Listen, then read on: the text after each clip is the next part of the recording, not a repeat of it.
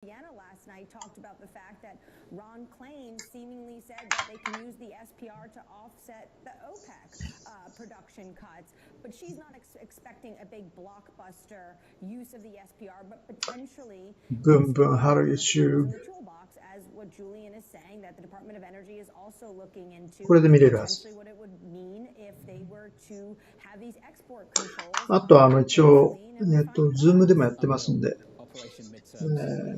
ライブのプライス見たいんだっていう人は、どうぞズームで見てください。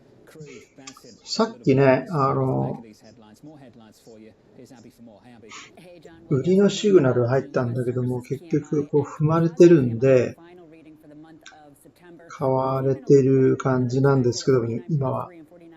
ただね、これわかんないですよね。後ほどまたこれ、相場が下がってくると、結局、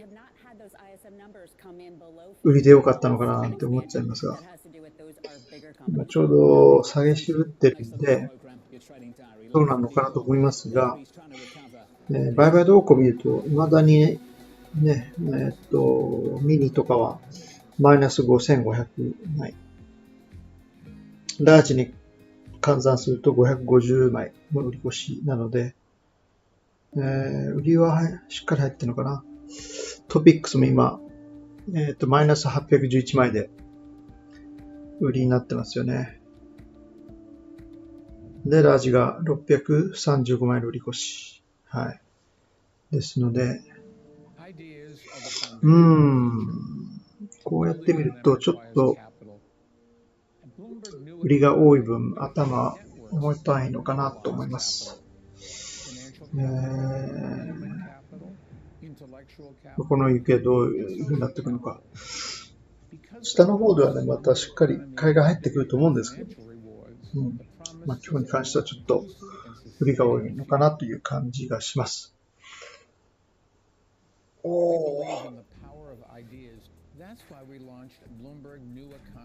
なんだろうな。この疲れがね、まだね、取れてないような感じ。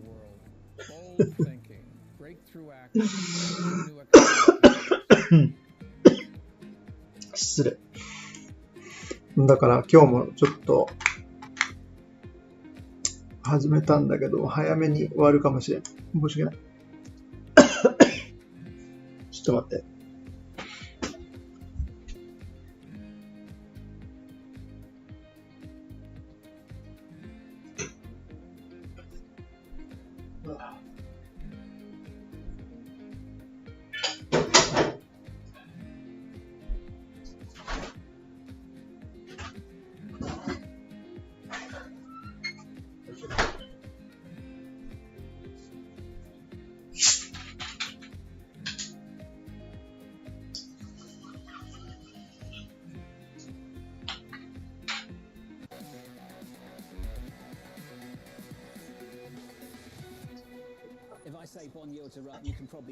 失礼。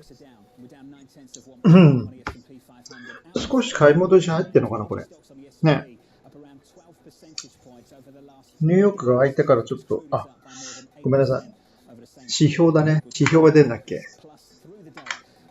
大事な指標が、何が出るんだっけ。ISM。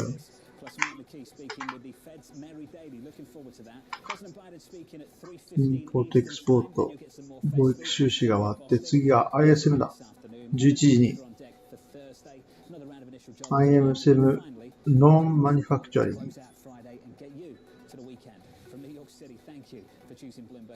非製造業 ISM か。ってこと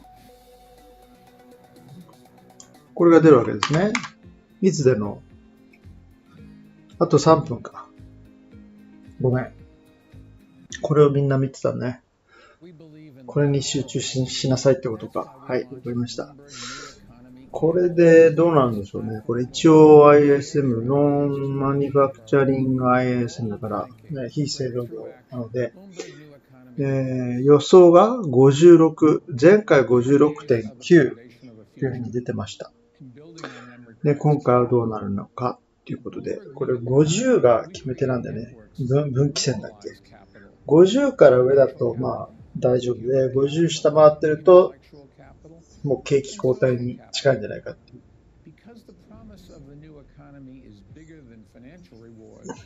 だから、まあ、この分ですとでも50は確保してるんじゃないですか、50以上は。ね。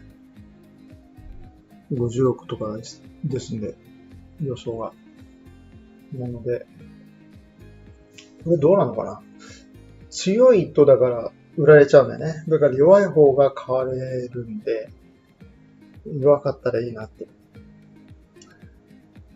ノンマニファクチャリングだから、非製造業なんで、サービス業か。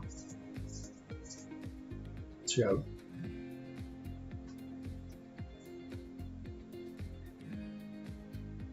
なんかそういうふうに考えちゃったんですけど。間もなくですかね。あと40秒で出てきます。ISM。これは、9月でしたっけ？わかんない。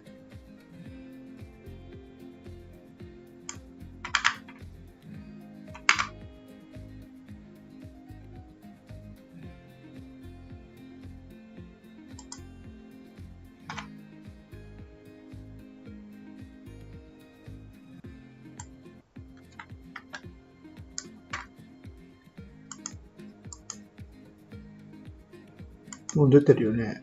違うか。まだか。あ、出たか。お？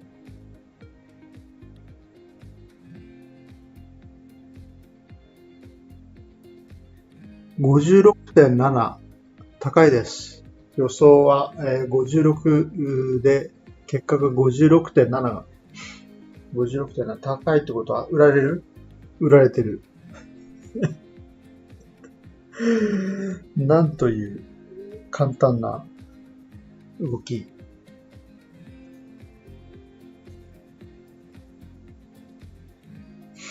56.7 はそこそこあるか。これ1ポイント改善しただけでも結構すごいんだよね。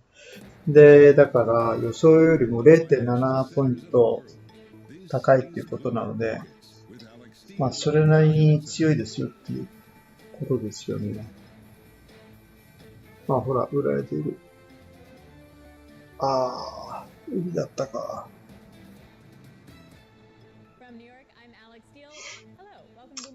いやでも、そこがたい。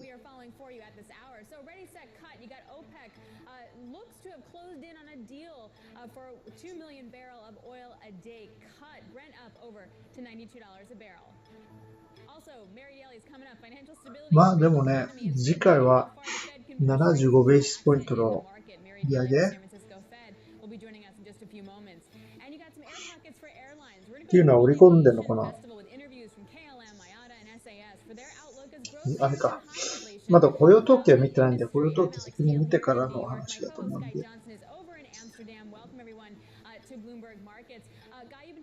まあ今回の ISM はね、製造業じゃないから、そんなに影響ないのかな。ね。なんかそんな気がしました。とは言っても、マーケットはそれなりに反応して、ちょっと頭が重たいですよと。日経先物のちょっとまとまった下値の約定を見ると、そっか、930円で600万以上があって、だからそれのインパクトっていうのは、まあもう今、それが下行っちゃってるんで、ここからですと、930円から考えた場合、50円ぐらい下行くとして、うん。いや、この辺が一番いいね。880円が。そう。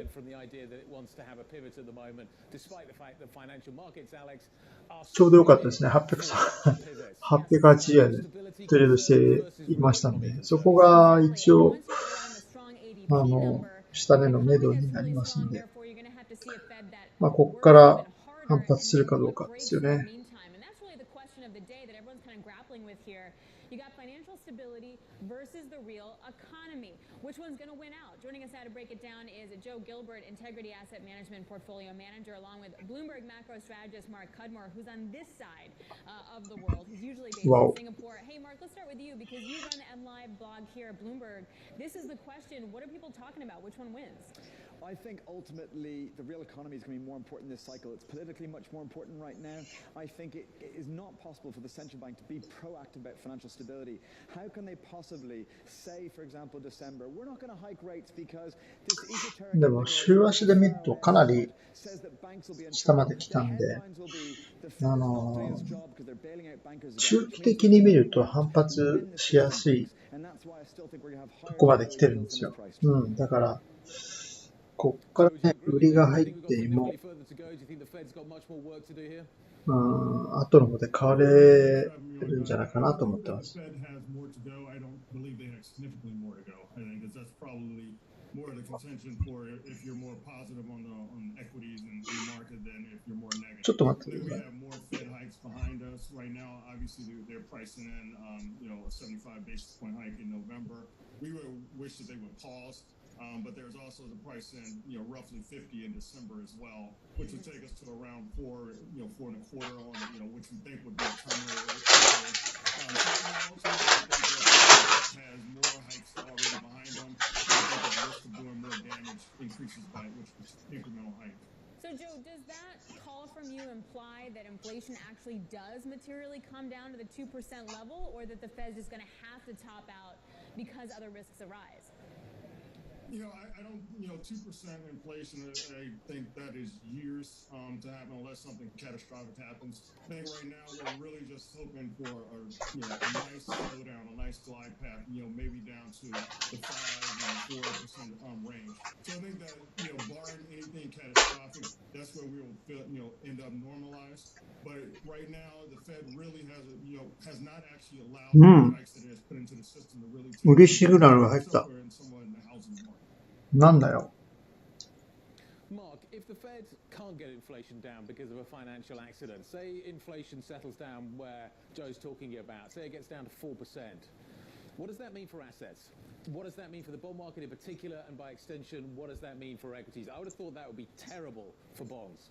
Ultimately, it's a very difficult world. If we're going to have a normalized inflation around 4%, obviously we're going to get some variability around that. Then we're going back to the 70s world. We're going to trade kind of these stagflation type cycles.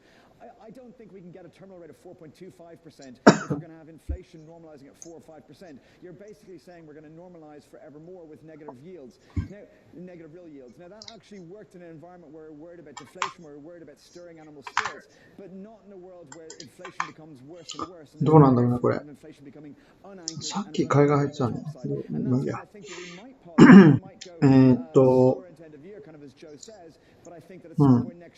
やっぱりこの11時過ぎてから売りが入ってきましたね。売りシグナルが出ました。このまま下行っちゃうのかな。Exactly. I mean, we know we've got liquidity in the treasury system. We know we've got an equity market that's still only now kind of fair valued, but it's going to get a lot cheaper. It's not the end of the cycle. We're going to see earnings come down. So I think many assets will break, and credit markets are just starting to see those signs, but we haven't seen the real turmoil yet. まあ、買われすぎた分、ちょっと半値戻しみたいなのがあるのかな。そうしたらまた買われると思うんですけど、全然、週足で見ると、相場の全然下の方、下値圏の方なんで、買われやすいんですよ。後で、でも、だから、ちょっとこう、もうちょっとガクッと下がったとこは、買いかななんて思ってます。お、ブンブン入る中、どうも。こんばんは。ポンポンさんこんばんは。スノーマンさんこんばんは。ストライドさんこんばんは。お盆やです。お盆でやすか。疲れてる。ブルトラ、ソウル、ヘイですかね。なんでそれ。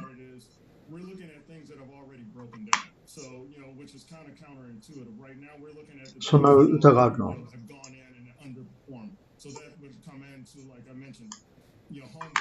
ひろゆみさんこんばんは、ちびさんこんばんは。US は 0.68 っていうことで、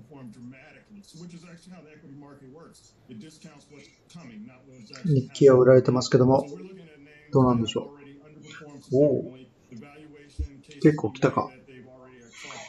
ヒロエム、S&P500 月初に 2% 以上2日続けて上がったのは珍しい。そうなの？ 1980年8月のみらしいです。そうなんだ。それっていいことなの？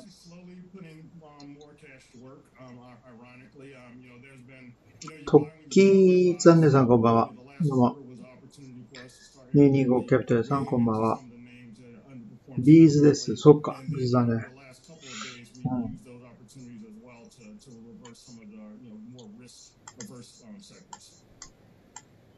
いい曲あるんだよね、確かね。あんま聞かないけど。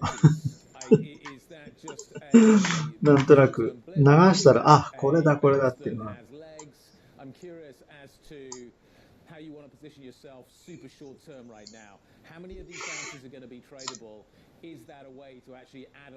どうするのこれ。This bounce, I think, has legs, and I'm in the camp that it's a bear market rally. I'm in the camp that US stocks will definitely go significantly lower over the next 6 months, but because I think both earnings will drop at some point, and multiples will still go lower. We've only just seen multiples return to fair value, as I mentioned, and they'll get cheap in this cycle, and earnings will come lower. But I think this is a bear market rally with legs. We know that bear market rallies can go a long way. To me, another 4% of the top side would be just conservative. I don't think that would be wild. It wouldn't seem threatening at all. So I think, the very short-term reaction today, stocks a little bit weaker. It's a correction of the correction, as my colleague Cameron Christ called it. そうだね。コレクションオブザコレクション。コレクションに対するコレクションが今起きている。だからまあ、結局は後で変わるんじゃないかと。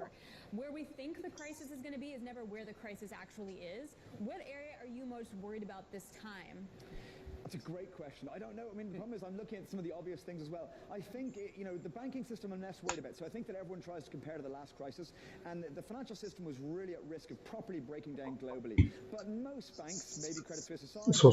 最近見てるmost banks are pretty secure. And even Credit Suisse, under pressure, actually has more NT なんだけども、この CFD に直したちょっとこの変形、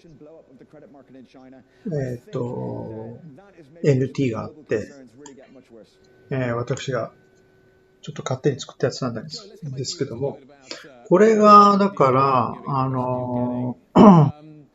底堅いと日経も底堅いんですけども、今ちょうどね、ちょっと雲から下に離れつつあるんで、若干弱いとこ見せてるんで、まあそれなりに日経も売られてる感じですよね。なんかこれが強くまた反発してくると、相場も強くなってくるという状況です。で、YouTube の皆様はこれを見ていただければと思うんですが、日中これを使って、で、日経の、日経が強気になってるか弱気になってるかっていうのをこれでもう見てるんですよ、実は。で、今これ、下行ってるでしょ、これ。ね、下ガンガン行ってるじゃないですか。そうすると、相場が下に行きやすいんですよ。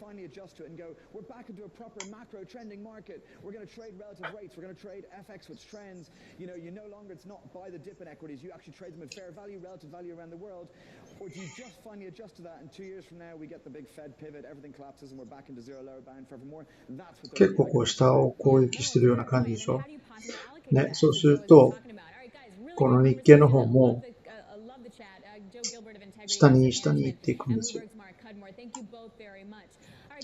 だからインジケーターとして先行指標じゃなくて先行マーケットみたいな感じで見てますけど、意外とね使いやすいんですよこれ。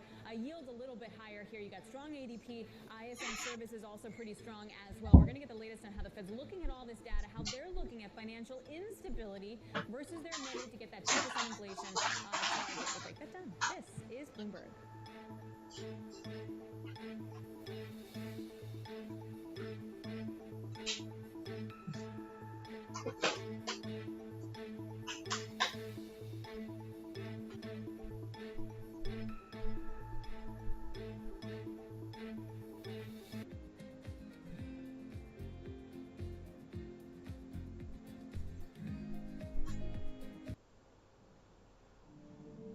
Ideas are the foundation of the future, and building on them requires capital.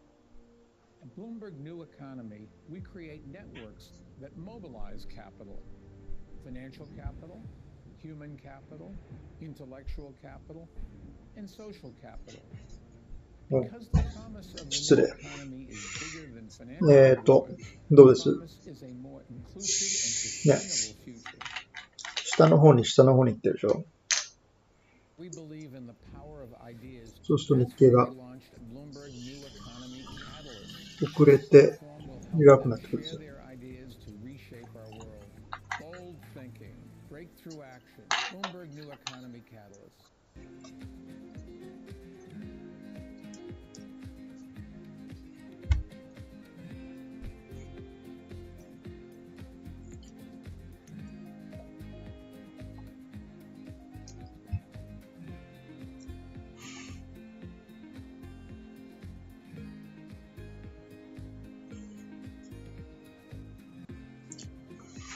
で、今、売買動向を見ると、ラージが1015枚売り越し、ね。トピックスが842枚売り越し、若干増えたかな。で、ミニが7838枚売り越し、増えましたね。そう、こういう感じです。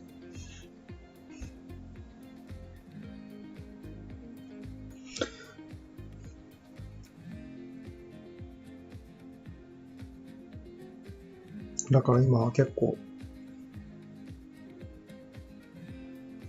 利確か新規の売りが入ったのかよくわかんないんですけども。利確かなね。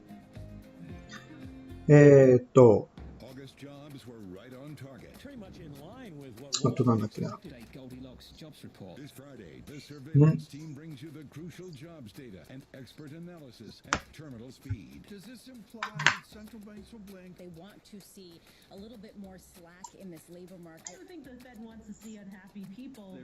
月賞やで2日続けた 2%、31 からその後はどうなるというと、半年後には例年よりパフォーマンスはいいって。島さんこんばんは、どうも。今のは川田さんの話なんで、画像 NK さんのツイッターに送ります。ありがとうございます。10月のパフォーマンスがわかりやすいので。ということは何？パフォーマンスが良くなるってことなの？月賞以外だと2日続けて2% 以上は30回そのまま。半年間例年よりパフォーマンスはいい。そうなの？半年後。なんかでもこの半年後ってさ、企業業績がさ、あんまりなんか良くないんで、で聞かない？結構悪くなるんじゃないかって言われてますけど、半年後で良くなってんのかな？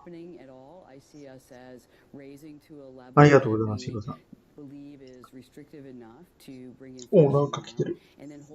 じゃあちょっと、後ほど、後で拝見しておきます。すいません。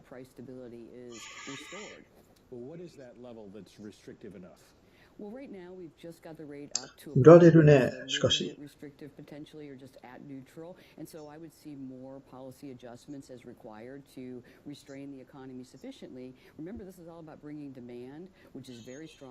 back in line with supply and bringing inflation down. So I do see more rate increases as necessary, but of course we're consistently data dependent, and we'll continue to do that. Well, I know you tell me because you're data dependent, you haven't made a decision about what you want to do on November 2nd. That's correct. But what's more important right now, the speed at which you get to the restrictive level or the length of time? 今日のね、なんかね、スペース聞いてて面白かったのが、パウエル議長、FRB のパウエル議長の、今までのどういう人かっていうのを研究してる人がいて、みんなに見せてあげられる。はい。どうすんだ？ちょっと待って。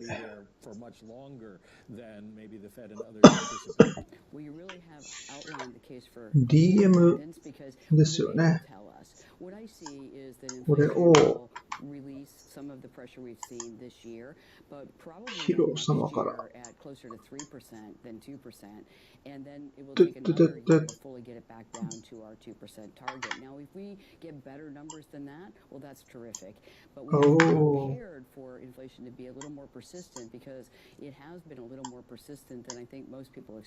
れどうやって見せたらいいのこれ。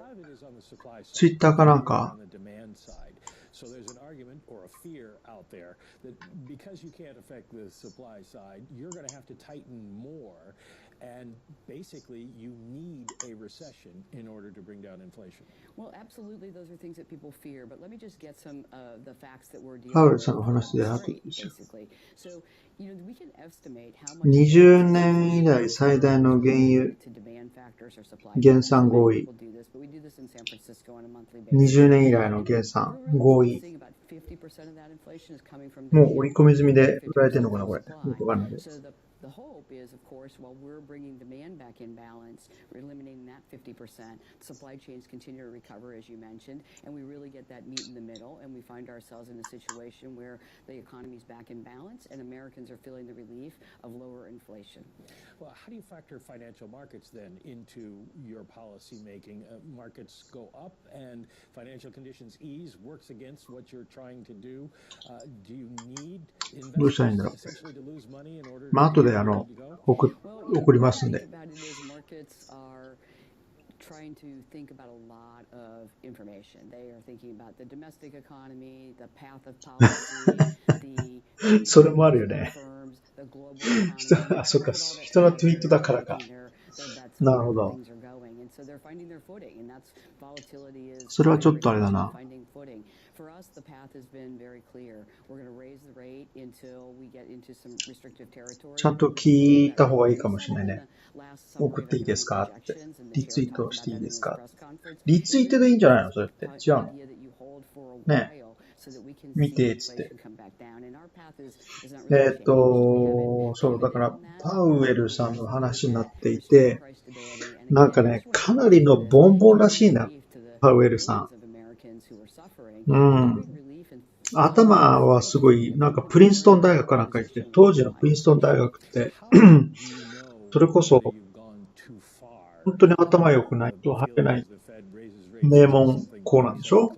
彼の年で言うとね。だから昔はそのプリンストンだと、なんかすごいらしいんですよ。うん。で、あの人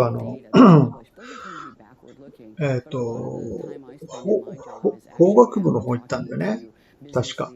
で、なんかジョージタウンユニバーシティの法学部に入ったらしいんだけど、そこもなんか学長がその親戚かなんかで、父親かなよくわかんないけど。で、そういった親のコネもあって、大学に行って、いろんな人のコネでもって、フェッドに入ったらしいんですよ。うん。だから、とにかくもうボンボンだし、とにかくこう、守られて生きてきた人らしいんですよ。うん。頭いいんでしょうけども。なんだけども、やっぱりそれなりにプライドが高い人らしいです。あんまりね、こう、お前間違ってるとかね、言われると、逆の方に行くっていうかね、恥をかきたくない人なんです。すごく。恥をかきたくないんで、ね。で、こうやってインフレを起こして株がすぐ上がっちゃって、みんな、聞く耳持たなくなっちゃってるでしょ。だからそれに対して怒っているから、どんどん金利を上げていくんじゃないかって。怒ってるから。だから、金融、ハト派だとか言われるのが嫌いらしいんですよ。だから、今回もこれで、各国の金融当局が緩和的な動きに動いてますよね。で、だから、フェットもそうなんでしょっていう風に感じで、相場は今反発してるわけなんですけども。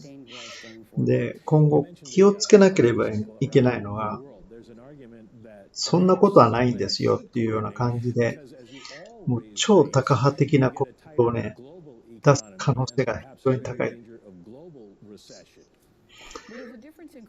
恥をかきたくないから、らしいんですよ。だからそういうのもあって、こいつは危ない。危ない人らしいです。だからあんまり怒らしちゃいけないっていうかね。で、株の方もあんまり上がっちゃうと、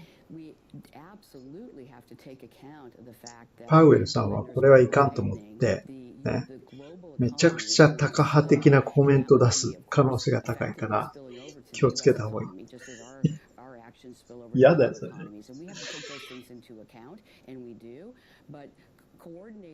で、やっぱりもともと金持ちでもらってる給料も、資産が多い。どれぐらいあったかな ?200 億円にして200億円以上かの資産を自分で持ってるんじゃないかって言ってますんで、だから一般的な考えができないんだよね。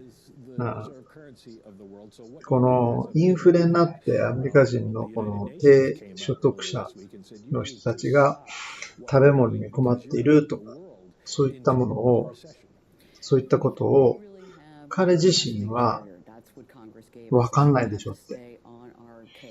金持ちなんで。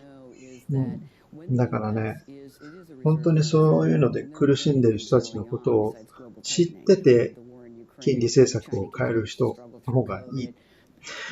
ただね、こういうフェッドなんてもうエリート中のエリートしか入ってないんで、ちょっとね、消費者の気持ちなんてちょっとわからないんじゃないかって。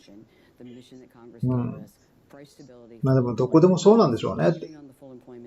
日本もそうですし。そういうのを考えると、フェ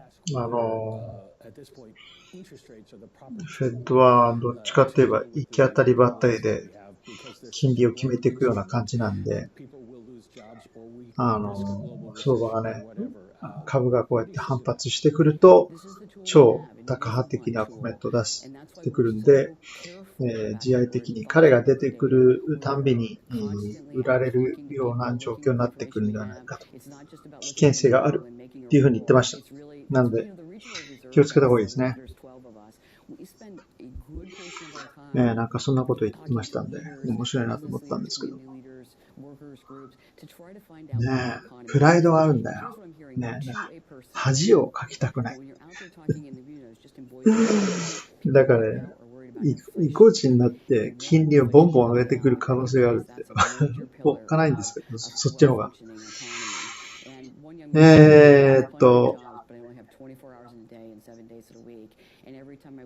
スクリーンショットして YouTube で見れるから。スクリーンショット、これだから。There is a member of Congress, shall we say, who suggests that you're going to put millions of people out of work in this quest for price stability when you could accept a little bit higher inflation and not have such an impact on the labor market. ちょっと待って。スクリーンショットか。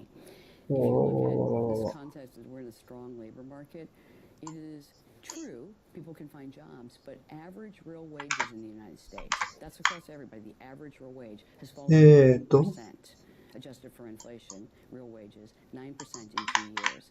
To me, that's not sustainable. People want to work and hold their value of the dollar, so inflation must come down. The other thing that I think is really important, we saw it in the JOLTS data that came out yesterday. There are several ways the economy slows and the labor market slows. One is that vacancies come down, and we saw that happen yesterday.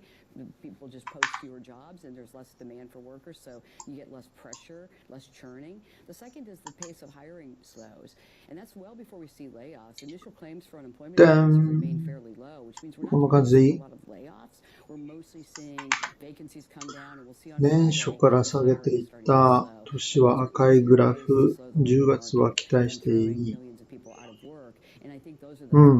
10月月初上げて、下げて、9日から10日あたりがそこから反転上昇。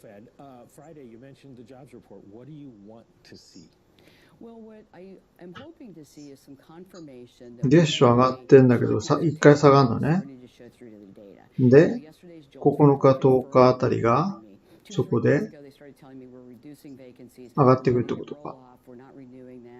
And we're stopping our hiring intensity. We're slowing it down. Now they're telling me they're slowing the pace of hiring. So if that is showing up in the data, we would see a slower rate of job growth this time around on Friday than we have seen.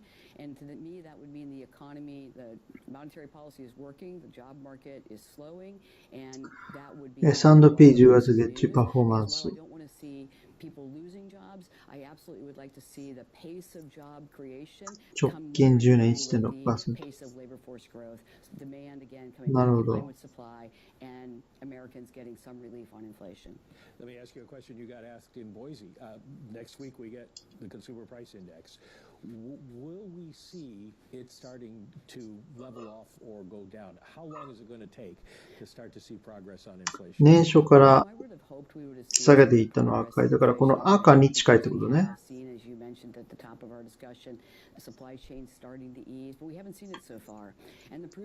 そうすると反発しやすいと。これのってなんか、海外の人もなんか言ってました。反発しやすいんだ。しかも中間選挙もあって、反発するでしょうという話はしてましたね。確かに。この赤いグラフの、思いますよ。でね、そう。だから、ちょっと、見てこれ。これはね、NT 倍率の CFD なんだ。やっぱこう下行ってるでしょ。そうすると相場がさ、下行ってるじゃないですか、今。ね。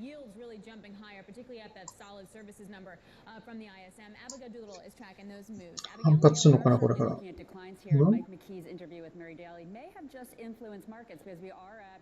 The session lows. This, of course, after a big two-day rally for the S&P 500, the best 2 days since April of 2020, up almost 6% over that time period. Today, giving some of it back, we, of course, have yields rising. That is pressuring stocks to the downside. Oil popping back slightly higher after one delegate of OPEC Plus did say that they may cut by 2 billion barrels a day. But the big deal here, yields higher, that inflation flight, that... もうちょっと下行きそうだね、これね。Another pressure on stocks, Morgan Stanley is saying that chips, a leading tell on the economy, the modern economy... 880円でまだね、600枚以上、650枚あるんで、もうちょっと下行くかなって感じしますね。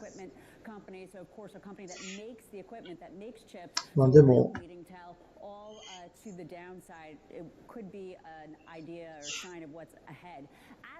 切り返してこう反発モードになってますから、もともと。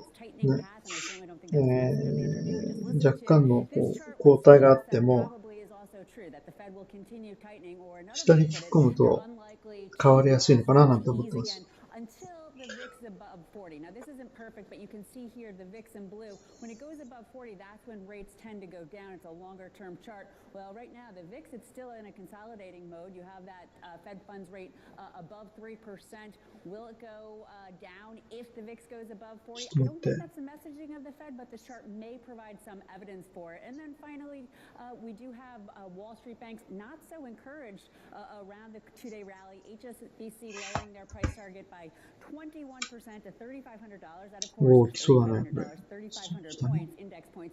They, of course, で are もだんだん following B of A, that ほ also ら、 see another 約定 4%. 枚数が And then HSBC is なくな warning ってきて of, るから、 slowing お、 profits in the 反 context 発 of し a や Fed すい that is hiking.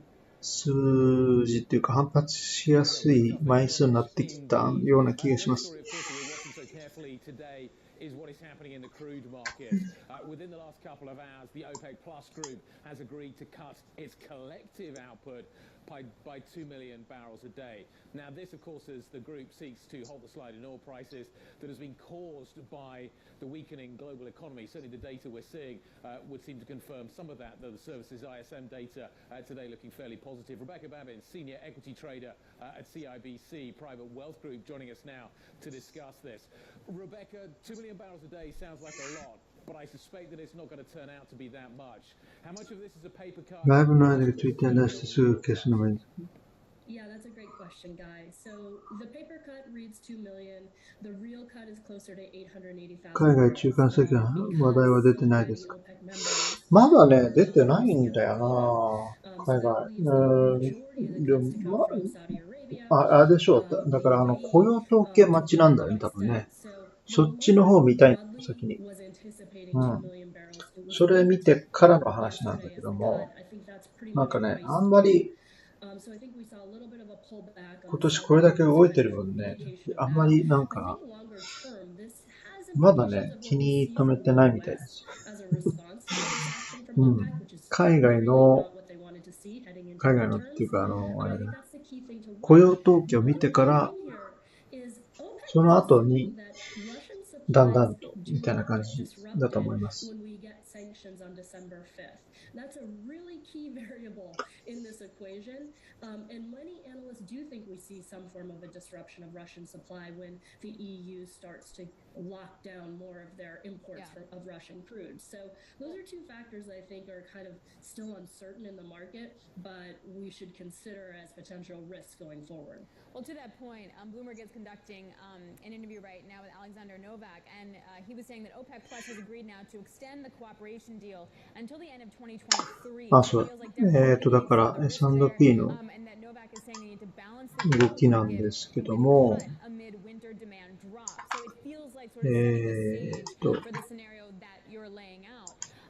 地下。お、これ、折り越し買い越し。これ、S&P ミニ先物の売買動向です。28万の買いに対して44万6千の売りですので、倍とは言わないけども、結構売りが重なってるなと。5時間ぐらい前は4万4千枚の売りだったんですけども、これで見ると48万ぐらいか。8万ぐらい、8万枚近く売られてるような感じですね。もうちょっとか。すいません。18万か。計算できてなかった。すいません。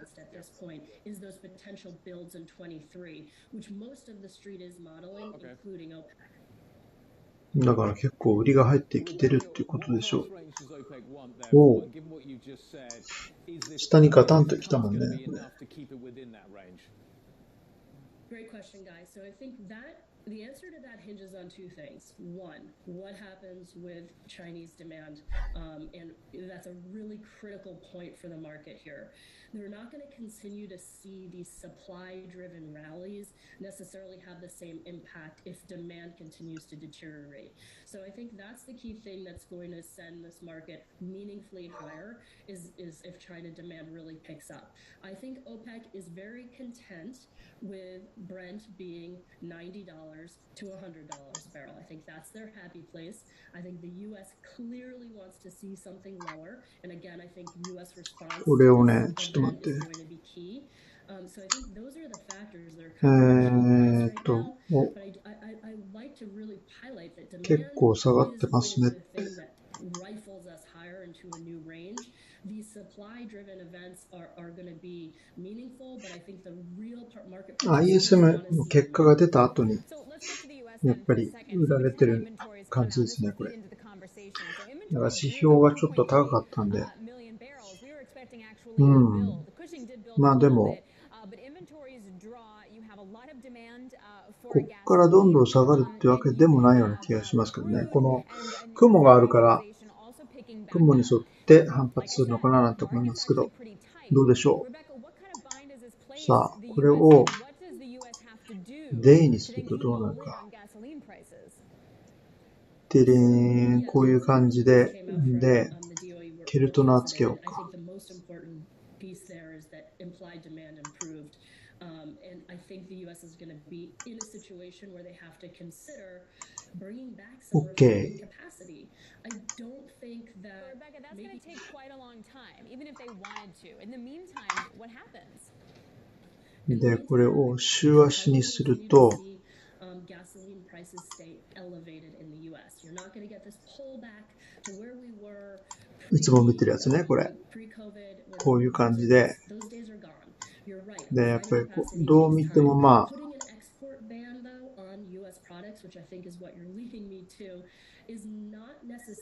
この空き地が随分あるんで、これを埋めに行く可能性が高いんですよ。そうすると、上の方に行く状況だと思うんで、全然反発する要因っていうのは結構あると思います。So I think that's a tricky answer. In the very near term, I don't think they have an easy solution.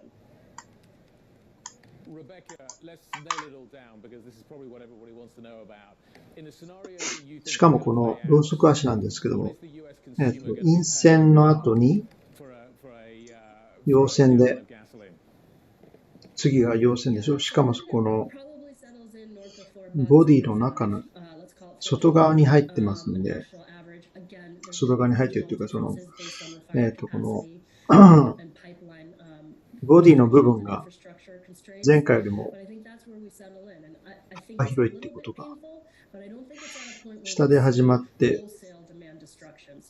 それ以上に上行ってるから強いんですよ、これ。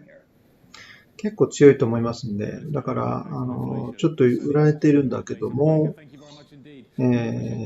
おしめ買いが入りやすいと思います。Trader at CIBC Private Wealth Group. Thank you very much indeed.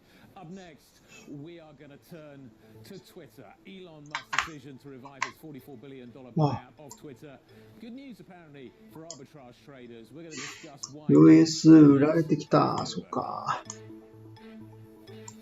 0.27。さっきの ISM が効いてんのかなね。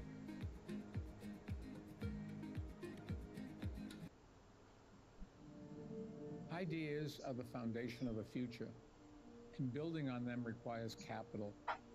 At Bloomberg New Economy, we create networks that mobilize capital, financial capital, human capital, intellectual capital, and social capital.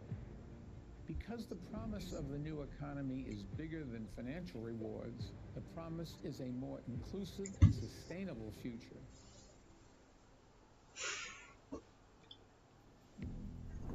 At Bloomberg, we believe in the power of ideas.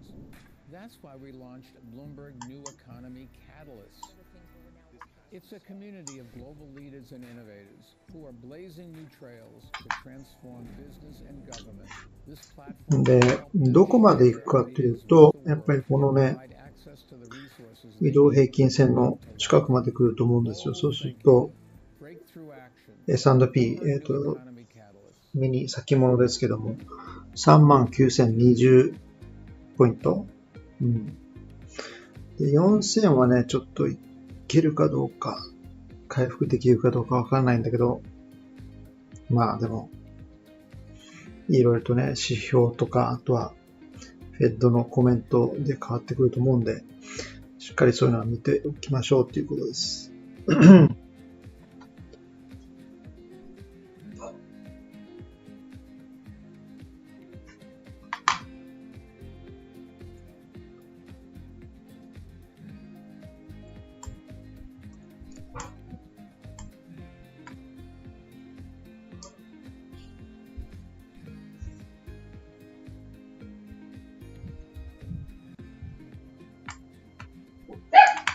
前回見たときに、ちょっと待って。前回の反発ちょっとね、気になったんですけど、どうしよう。2008年でいいか。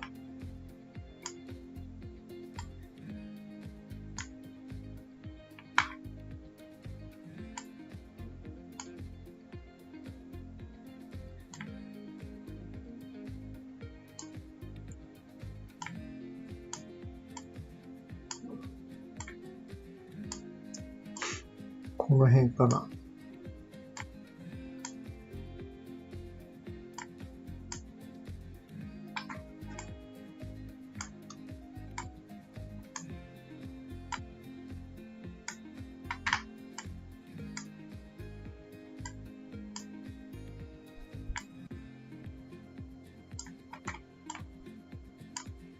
よいしょ。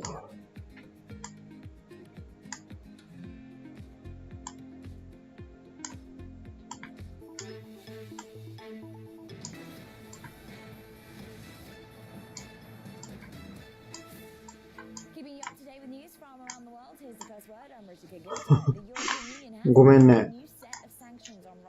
スペースの皆様。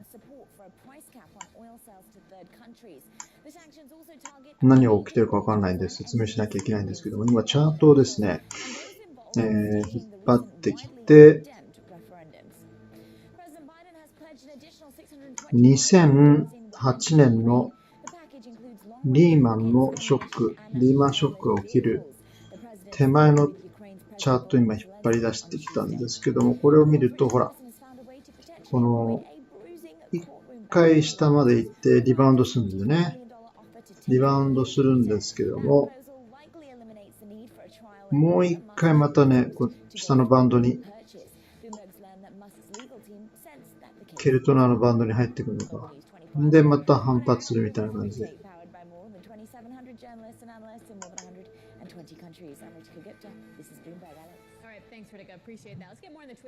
で、一回の反発して、1週間、2週間、3週間、4週間目が一番高くて、そっからもう失速するっていう。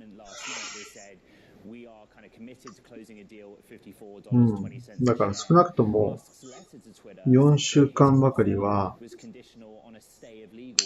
堅調に推移する。これ過去のやつ見てちょっと断言はできませんけど、そういった似たような動きはあるんじゃないかなと思ってます。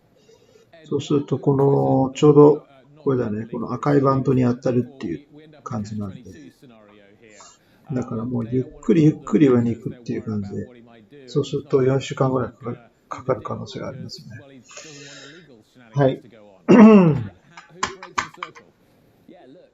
Equity markets indicate to us that this deal will close. Look at Twitter's jump yesterday.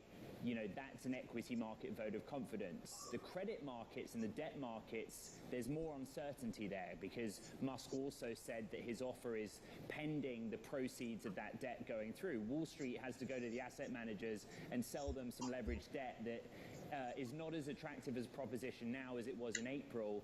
And then there's the issue of trust. だから今ちょうどあれか、下がってるところなのかな。そうすると、10月の9日か10日ぐらいをメドにそこを打って、で、また反発という感じか。そうすると今日は5日ですよね。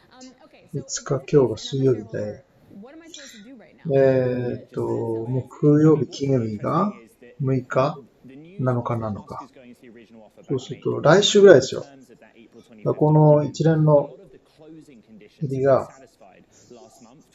今続いてますけども、2日3日ぐらいで、来週から変わるっていうことは、多分、雇用統計だよね、やっぱりね。雇用統計を見て、そこでどうするかっていうのを変えてくる人たちが多くなってくるのかなと思いますよ。基本的に、数字は予想よりも弱いので、いきなり反発する we don't have to try. なんかそんなこと思ってますけど。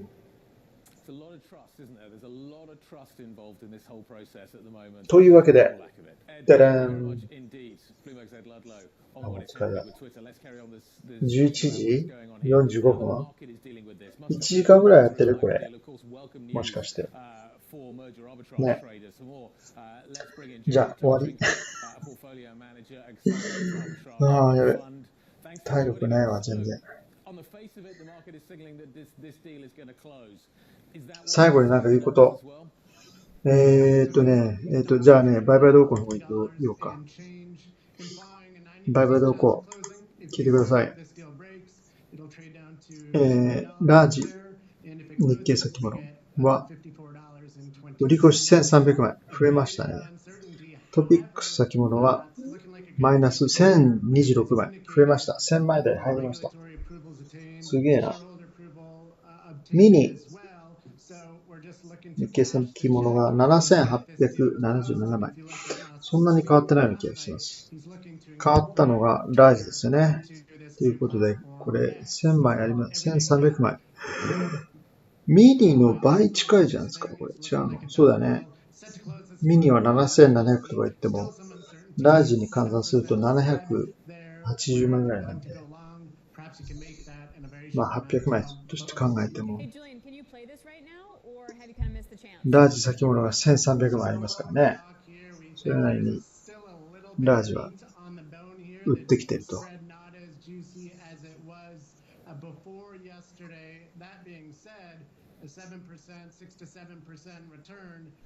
トピックスも普段はそんなにナイトセッションは、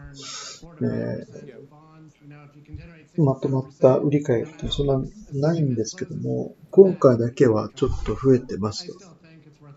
トピックスは1082枚の売り越しということで、なかなか頭重たいんじゃないでしょうか。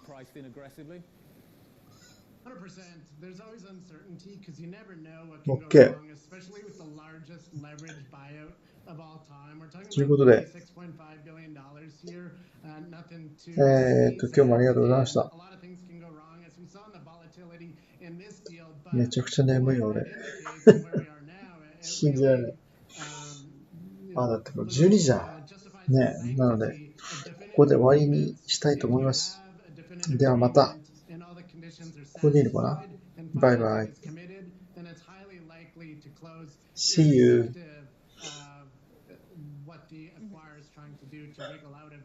You saw 3 terminations, all sorts of excuses of not wanting to close, but ultimately it looks like none of those have been successful. Hey, Julian, this is also an interesting deal because it really also involves Tesla. お疲れ様です。ありがとうございました。おやすみなさい。疲れました。ありがとうございます。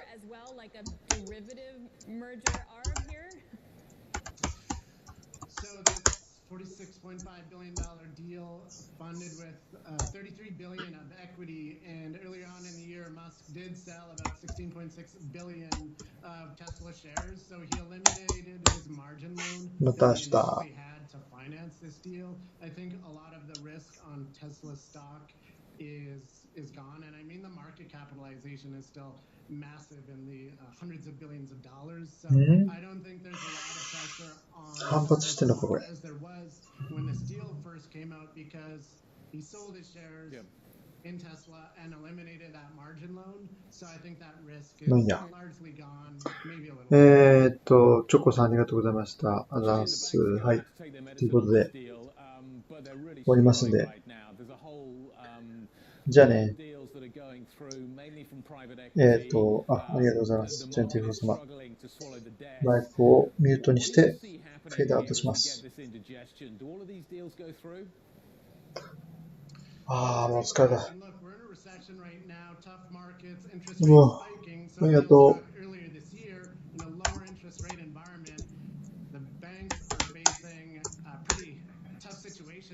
疲れた。which was funded with $16 billion of debt, a leveraged buyout that just closed a matter of weeks ago, and the banks took an estimated $600 to $700 million loss on that one. Looks like they're going to take on this Twitter financing as well. Just